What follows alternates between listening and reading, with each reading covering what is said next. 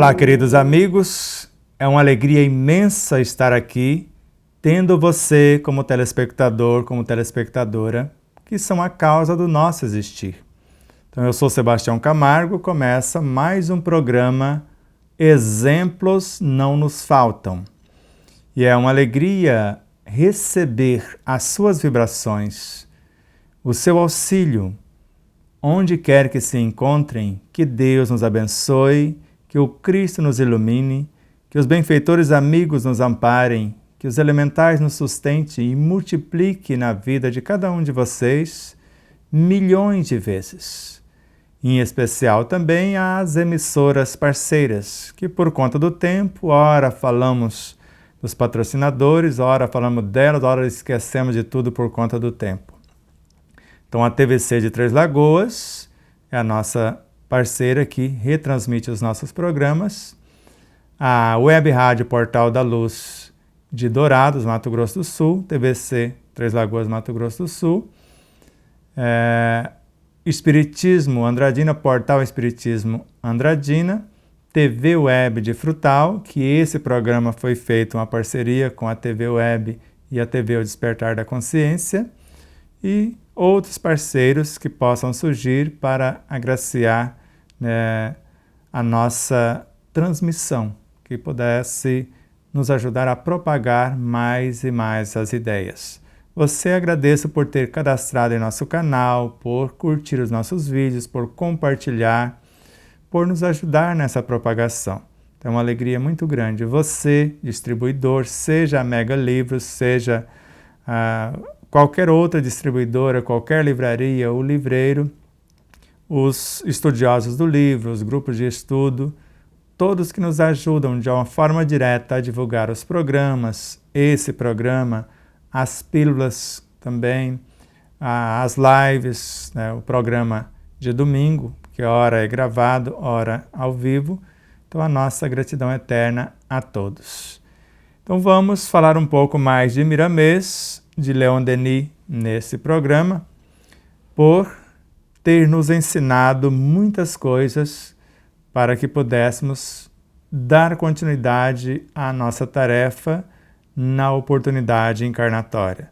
Então, Miramês apareceu num momento tão difícil de nossas vidas, do qual a gente já havia sido desenganado pela medicina acadêmica, e tão rebelde que éramos, e mesmo aquela dor profunda de ser desenganado, e recuperamos através do auxílio da espiritualidade, buscando ajuda, e chega um momento que ele chega para nós e disse-nos: você está desenganado pela medicina espiritual também.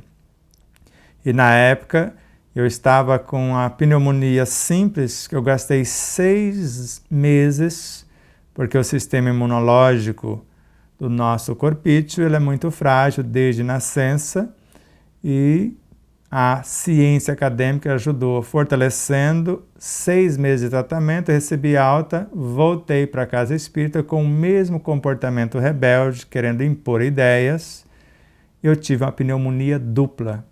Foi aí que a medicina espiritual me desenganou também, e ele disse: você já leu, você começou a estudar, você sabe que ninguém tem que te curar, nem a medicina, nem nós. Então agora, ou você aplica o que sabe, ou nós vamos te trazer para o mundo espiritual como um fracassado, como alguém que falhou na sua oportunidade encarnatória. E levando para a prática o que aprendi na teoria, tanto do ensino de Miramês, de Leon Denis, de André Luiz, de Bezerra de Menezes, de Joana de Ângeles, do próprio Kardec, que tem toda a parte de autocura na obra kardeciana, curamo-nos da pneumonia dupla em 1 semana e nunca mais tomamos remédio. Isso já faz mais de 20 anos. Vai completar agora em 2020, em julho, 22 anos sem medicação de espécie alguma, porque aprendemos que temos um médico dentro de nós, uma farmacopeia com recursos inesgotáveis, e se eu conheço um pouco da anatomia do meu espírito, a sua fisiologia, a anatomia da alma encarnada, a mente, o perispírito, o corpo físico, o subconsciente, o inconsciente. Se eu tenho uma noção mais exata, se eu conheço um pouco da oração, da magnetização, então agora é a hora de vivenciar. E sei que a alimentação pode transformar-se em medicamentos também. Então, a alimentação adequada, alimento não é só o que se come, é a água que tomamos, as leituras também são alimentos, as músicas, ou seja, tudo que entra no nosso psiquismo, de alguma forma é alimento, que alimento é informação que trazemos para dentro do nosso cenário. Então, nesse sentido, esta obra Saúde é magnífica. Então, a obra tem várias lições, né, no seu interior que nos chamam profundamente a atenção. Todas são magníficas, mas ele vai mostrar a usina humana, por exemplo, aí vai falar do ar que respiramos, a água que bebemos, vai falar da luz, vai falar de várias coisas, do banho que tomamos, do sol quando está nascendo. Nessa lição ele nos ensina a magnetização da água em frente ao sol, onde nós pegamos 2 copos, um vazio, outro pela metade. Eu vou trocando a água de copo, frente ao sol pela manhã. Sabemos que os Cristos se reúnem na intimidade do sol, os governantes do sistema solar, sob a regência do espírito líder deste sistema, e nós vamos falando com eles e, ao mesmo tempo, trazendo a luz do Cristo, do Deus interior, do Evangelho em nós, e vamos trocando a água de copo, os raios do sol vão atravessando a água, a estrutura do ar vai permeando a água, que ela vai enriquecendo de forma para dentro com os elementos da natureza, trazidos pela luz do sol, pelo ar, desses Cristos, o nosso sol interior, as nossas intenções, e ela vai imantando. Isso mesmo, ela vai mudando a textura, vai mudando a sua estrutura, às vezes até a sua coloração. Terminou o seu pedido, a sua petição, a sua intenção, visualizando o que você pretende, quer seja a cura do corpo, a harmonia da mente, do psíquico, do moral, do emocional, toma um golinho, mastigando longamente, mentalizando o que pretende, coloque o restante numa vasilha de 1 litro, de 2 litros, de 10 litros, você que vai definir. Para você cozinhar com ela, colocar no seu alimento e etc. Dá para o seu animalzinho de estimação, colocar na sua plantinha, faça uso desse alimento divino que você acabou de criar. E se você fizer isso constantemente, você vai ver que você não vai precisar nunca mais de remédios industrializados. E você sabe que remédio algum cura coisa alguma. A medicina também é de Deus. O remédio, a função dele é aliviar os efeitos. Somente isso. Uns são bloqueadores, como os psicotrópicos, outros são anestesiantes, no caso os analgésicos, até as anestesias, e outros são estimulantes, no caso das vitaminas, né, dos suplementos alimentares e etc. Então vai ajudar a dar um impulso maior, mas o mais perfeito alimento está na natureza, nos elementos naturais. Você sabe disso. Então a indústria de alimentos se esforça para adequar, já tem indústrias que basicamente é quase tudo natural, muito pouco químico. A tendência dessas indústrias é chegar a químico nenhum. Então cultiva tudo organicamente, sem agrotóxico nenhum, e para a conservação aqui ainda colocavam. Agora já estão criando técnicas e mecanismos para não colocar, para ser consumido mais rápido, mais natural. Isso para o futuro tudo vai ser assim, o alimento mais natural possível. E nós aprendemos tudo isso na doutrina dos Espíritos. Porque se é a ciência da religião, a religião da filosofia, a filosofia da ciência, quer dizer, é uma síntese do conhecimento cósmico, quer seja filosófico, científico ou religioso. Não importa se vai estudar qual o setor, ela vai estudar a origem da vida, a natureza, como essa vida fez para chegar até aqui, e a sua destinação. Como nós falamos do Livro dos Espíritos. Lembra? Vou pegar aqui o Livro dos Espíritos. Ele é dividido em 4 partes. A primeira parte, elementos gerais do universo, ou seja, a nossa origem. A segunda, a natureza do ser. Quer dizer, como, do que somos constituídos. A terceira, as leis morais que regem a vida. E a quarta parte, a justiça divina, bênçãos e consolações. Então, a primeira obra que estuda os elementos gerais, a obra A Gênese. Então, ela vai estudar a primeira parte. A segunda parte, o Livro dos Médios, que é a parte científica que vai nos mostrar a natureza do ser. Também. A primeira parte é científica também, que é a Gênese. Então, a terceira já é a parte moral, que é o Evangelho segundo o Espiritismo, as leis morais, que nós já falamos, a lei de adoração, do trabalho, de reprodução, de conservação, de destruição, de sociedade, de progresso, de igualdade, de liberdade, e depois a síntese das 9, que é uma sugestão de Allan Kardec, como dissemos, que está na obra No Rumo da Felicidade com Joana de Ângeles, lei de amor, justiça e caridade. Não é lei de amor, de justiça e de caridade, é uma só lei, onde o amor tem a função de compreender, a justiça a função de corrigir e a caridade a função de nos salvar, que é um processo de autoiluminação. Entendido? Então, o amor a função de compreender a situação, a justiça de corrigir a pauta e a caridade de nos iluminar, tirando a gente da situação. Mais ou menos entendido? Então, como eu disse, para estudar essa obra, Miramês escreveu 20 obras. 20. Filosofia espírita.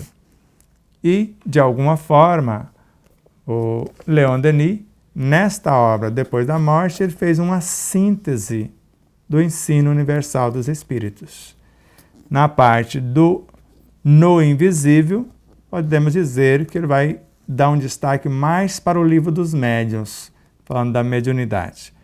O problema do ser, do destino e da dor, praticamente origem, natureza e destino. É o ápice de sua obra, como na obra de Miramês, para mim, o ápice é Horizontes da Mente. Mas a obra Francisco de Assis é magnífica também, mas Horizontes da Mente é um caso à parte.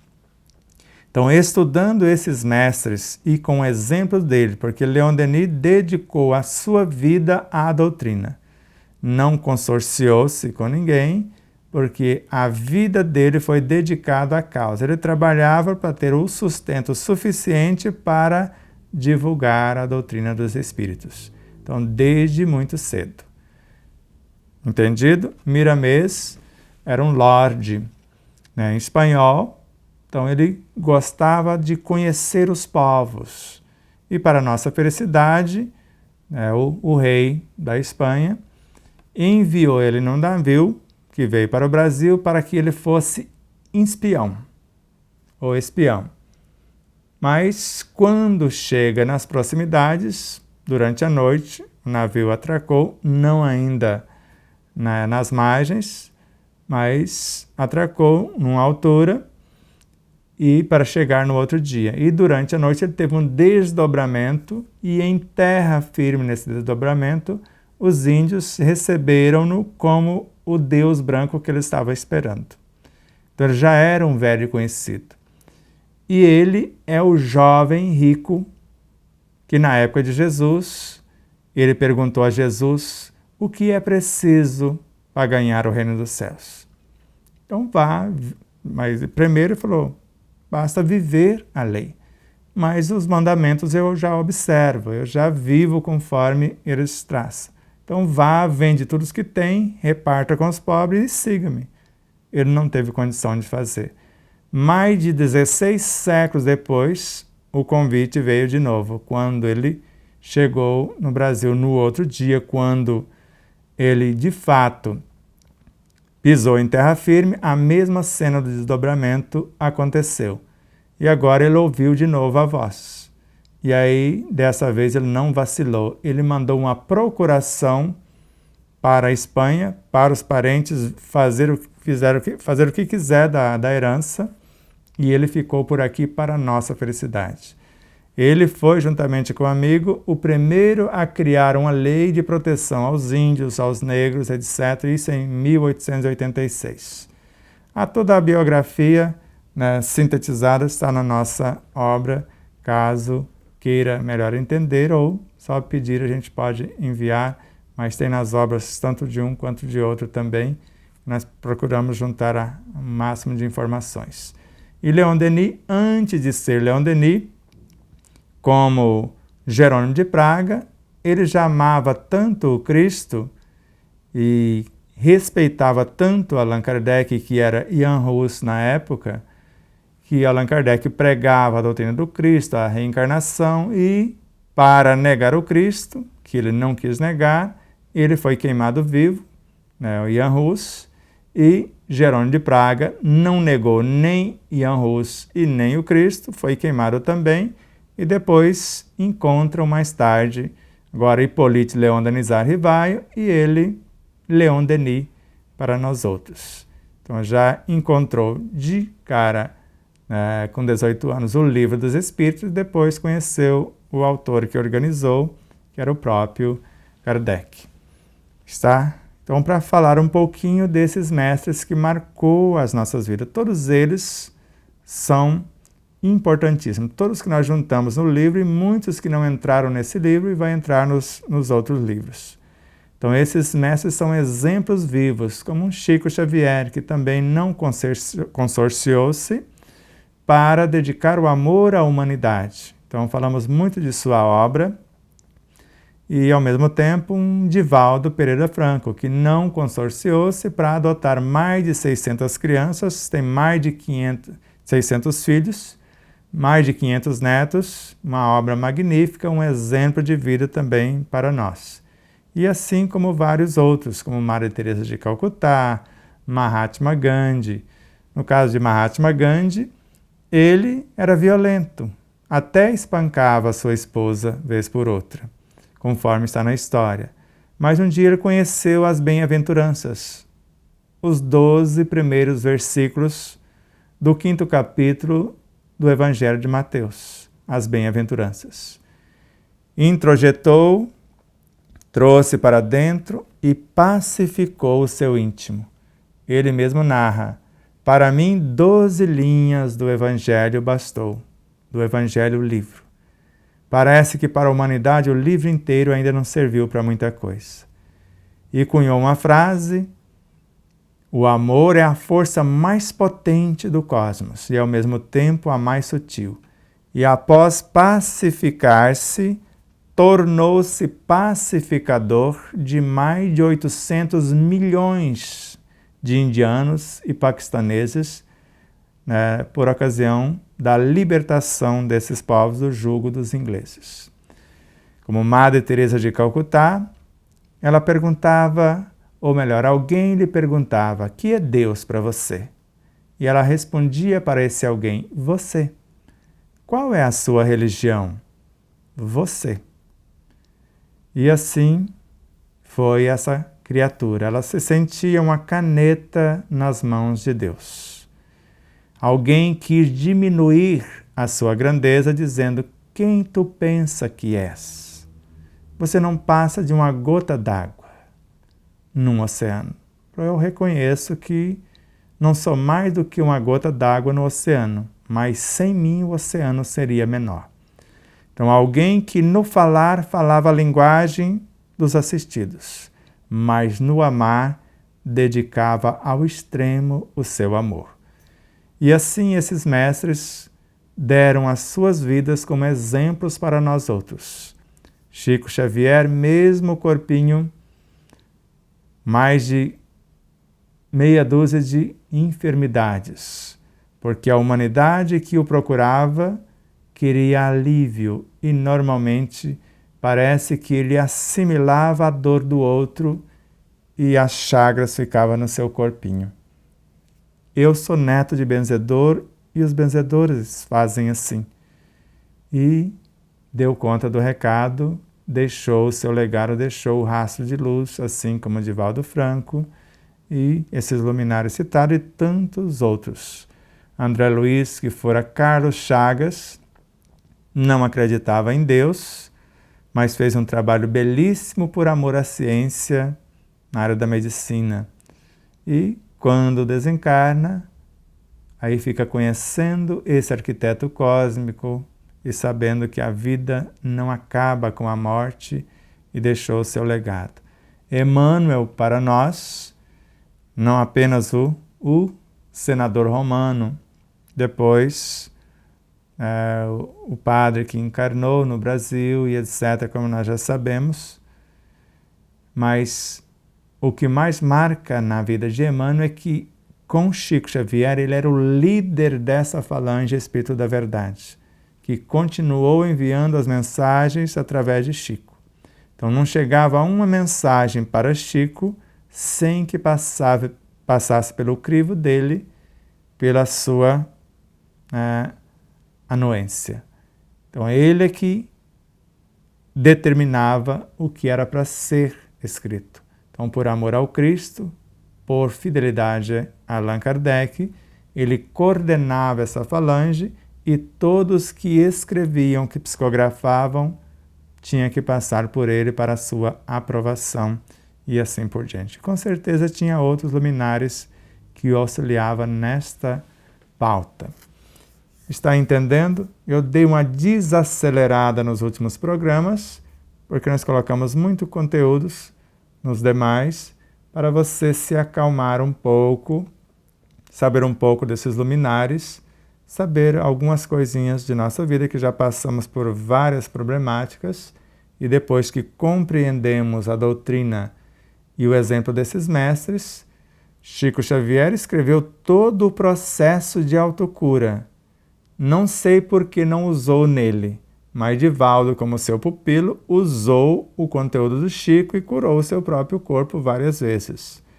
E assim como deixou nas obras de Joana de Ângeles, em especial, todo o processo de autocura como se fosse ainda aprimorado, para que nós outros pudéssemos curar a nossa própria problemática, as nossas próprias enfermidades. Mas isso já vem de longe. No Evangelho de Mateus, assim como grafa Emmanuel no capítulo 51 da obra Pão Nosso, pregando o Evangelho do Reino e curando todas as enfermidades. Então Mateus já falava isso. Jesus falou isto. Sois deuses. O reino de Deus está dentro de vós. O reino de Deus é o Evangelho. E se o reino está dentro, Deus e o Cristo também estão. Miramesa que fala isso. E o que nos falta? Então a fé que eles estão em nós. E colocá-los em movimento. Essa força, essa vitalidade, gerando vida em nosso benefício e daqueles que estão à nossa volta. Inspirem com suavidade. Comece a idealizar algo enobrecedor. Ideias enobrecedoras são junções de pensamentos nobres. Faça planos de futuras ações benéficas. Essas ideias e planos estão vindo da essência de nossa consciência e interagindo com o entorno. Então elas vão gerar energias equilibrantes, que vão reorganizar os complexos campos celulares, vão harmonizá-los e aumentar-lhes a produtividade. Como fazer isso? O indivíduo deve concentrar-se numa visão saudável. Então você vai concentrar-se numa visão saudável de você mesmo. Projetando-se no tempo, vendo-se daqui a pouco em condição de equilíbrio, vendo-se recuperado, como se já tivesse sarado. Só que vendo-se também assumindo as novas responsabilidades ou desenvolvendo as atividades que você pretende concretizar.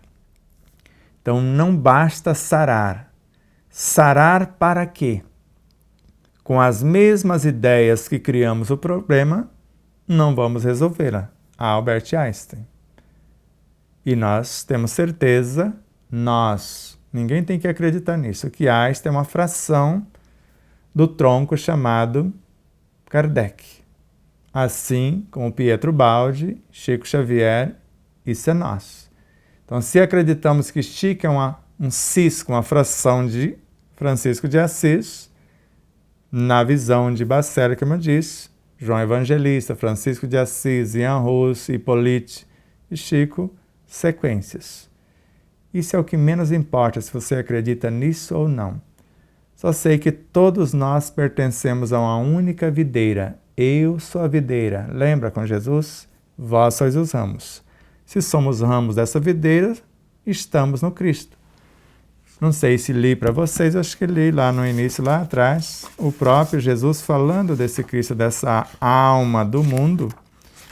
Então, onde ele fala todos os encarnados e desencarnados, vou ler aqui para finalizar o programa. A pergunta dele foi: os habitantes da Terra trabalham pelo seu adiantamento material? Considerai, pois, todos os espíritos encarnados e desencarnados como fazendo parte daqueles que estão encarregados de fazê-la progredir, enquanto eles mesmos progridem. Quais os espíritos que estão encarregados de fazer a Terra progredir? O Cristo, cujo Jesus é uma fração, ou os guias da humanidade. De qual espírito você faz parte? De Jesus ou um desses emissários que são parte do próprio Cristo também? E aí ele continua: é a coletividade de todas essas inteligências encarnadas e desencarnadas, nela compreendendo o delegado superior, que é Jesus, o Cristo de Deus, que constitui, propriamente falando, a alma da Terra, da qual cada um de vós faz parte. Encarnados e desencarnados são as abelhas que trabalham na edificação do favo sob a direção do espírito-chefe. Ele é o cabeça, os outros são os braços. Isso está na Revista Espírita com Allan Kardec, de setembro de 1868. Então não é invenção nossa. A nossa função dentro dessa obra é estudar a obra, mostrar os autores e fazer algumas costuras entre uma citação e outra para também colocar a nossa contribuição. Então, a nossa gratidão profunda a você, a tudo que faz para nos ajudar, aos nossos patrocinadores, a tudo e a todos os seres que de uma forma direta ou indireta nos ajuda nesta missão de estudar, compreender e vivenciar a doutrina dos Espíritos. Um grande abraço, muita paz e até já.